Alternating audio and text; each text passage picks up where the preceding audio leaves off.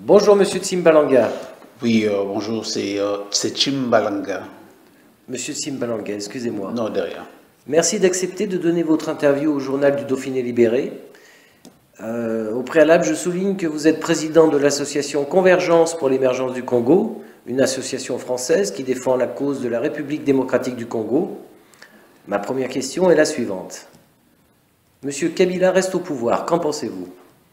Oh là, Kabila, c'est une carte périmée.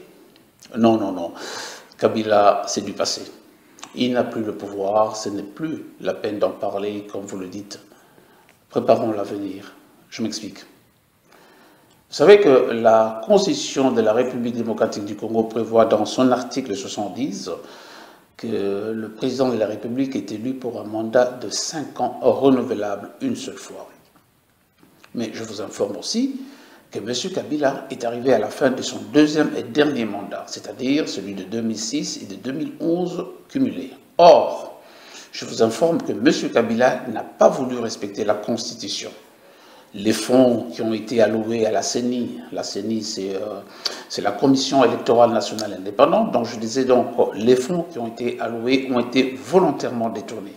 Cette commission électorale nationale n'a pas convoqué les élections dans les délais constitutionnels, selon l'article 73. Donc, pour moi, M. Kabila est une carte périmée.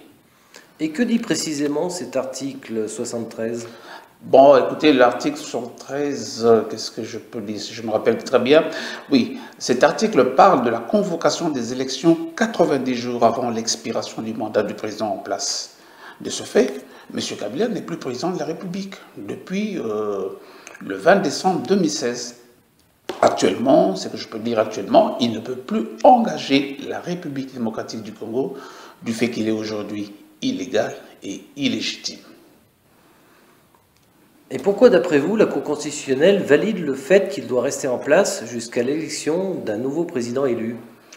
Oui, ça c'est un grand problème. Vous savez que les institutions au Congo sont inexistantes. Vous savez, toutes ces institutions sont d'abord illégitimes.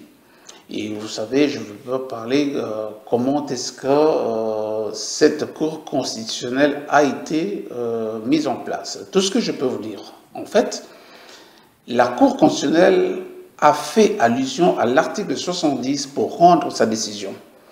Cet article dit que le président de la République reste en fonction jusqu'à l'installation du nouveau président. Or, l'article 70 en question est complémentaire à l'article 73 qui parle de la convocation des scrutins 90 jours avant l'expiration du mandat, comme je vous l'ai dit tout à l'heure. Qu'est-ce que je peux dire? Les deux articles sont liés. N'ayant pas convoqué les élections dans les délais constitutionnels, l'article 70 auquel s'est appuyée la Cour constitutionnelle ne s'applique donc pas. On est là face à une violation grave de la Constitution. Bien.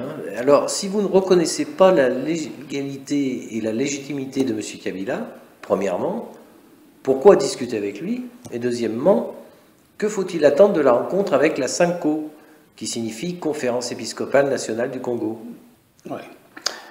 Pourquoi discuter avec M. Kabila? Qu'est-ce que je peux vous dire? D'abord, s'il faut discuter avec lui, c'est tout simplement parce qu'il est en place. Il est là. Du fait qu'il est le président sortant, d'abord, pas autre chose. Il faut savoir que nous sommes en plein vide juridique au moment où je vous parle. La période de transition a déjà débuté de fait. Donc il est une période de transition de fait depuis le 20 décembre. Tout ce qu'il faut, c'est essayer de donner un cadre consensuel à ce vide juridique pour le combler. Et c'est de cela qu'il s'agit dans la rencontre avec les évêques de la CENCO. L'objectif est de préparer les élections à court terme, c'est-à-dire avant la fin de l'année 2017, pas autre chose. Et concrètement, est-ce que vous attendez une aide de la communauté internationale? Bien sûr qu'on a toujours besoin de l'aide de ses partenaires pour pouvoir mieux avancer. Et surtout dans cette période trouble dans laquelle nous nous trouvons, je pense que l'aide de la communauté internationale sera la bienvenue. Ici, j'aimerais parler personnellement au nom de l'association Convergence pour l'émergence du Congo dont je préside.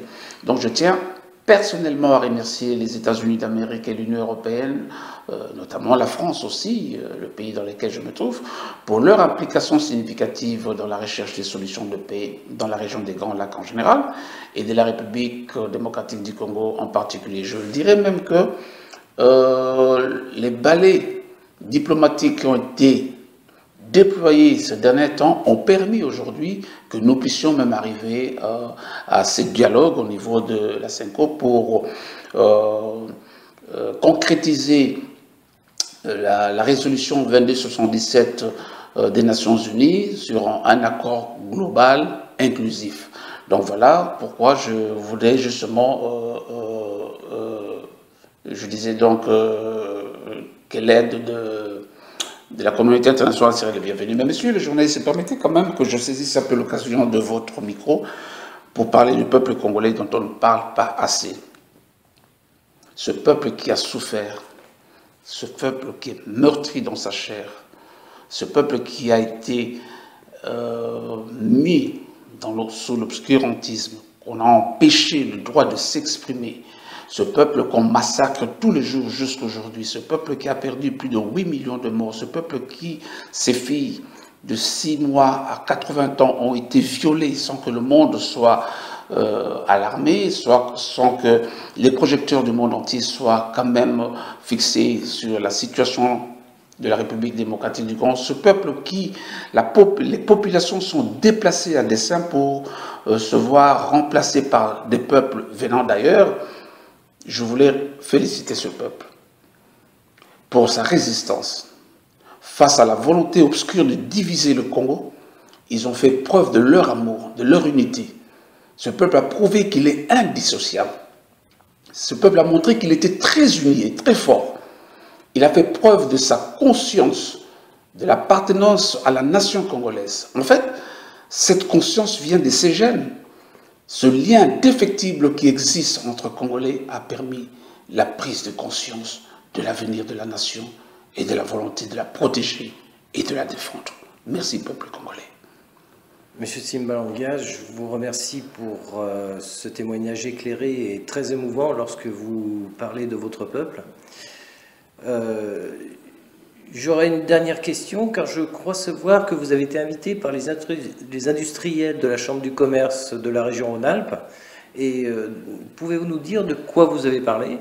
Oui, mais bon, qu'est-ce qu'on a parlé? On a parlé de l'investissement au Congo, on a parlé de la possibilité d'investir au Congo, on a parlé de la nécessité d'échanges entre la France et le Congo dans le monde industriel de manière à créer des emplois. Ils ont été très sensibles à ma communication, surtout que nous avons un peu dérapé en parlant sous l'aspect politique. Vous savez que régulièrement on parle des chômeurs ici. La République démocratique du Congo a 2 345 000 km², c'est-à-dire presque 5 à 6 fois la France, et que tous ces chômeurs, même s'ils arrivaient au Congo, ça ne peut que plaire au peuple congolais de pouvoir travailler ensemble avec. Mais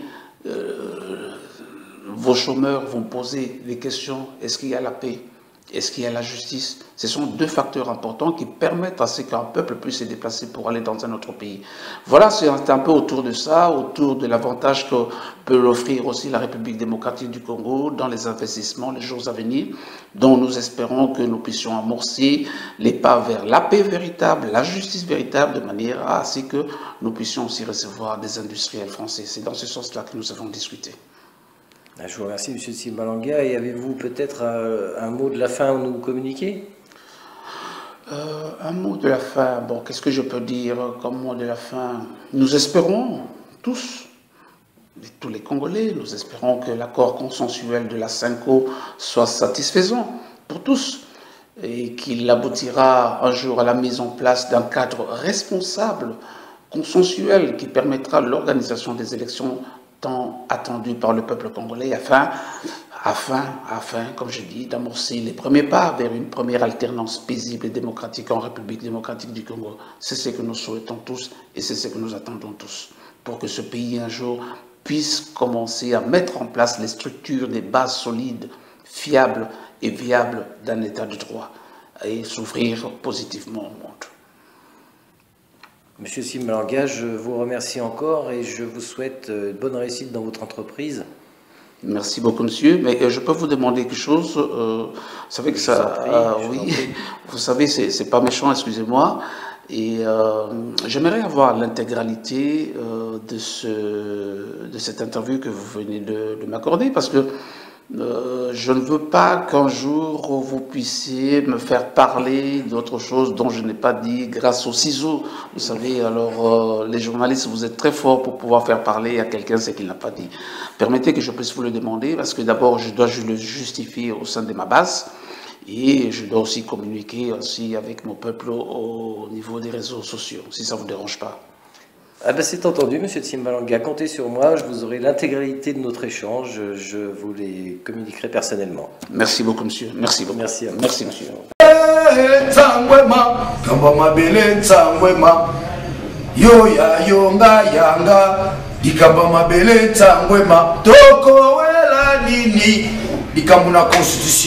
Constitution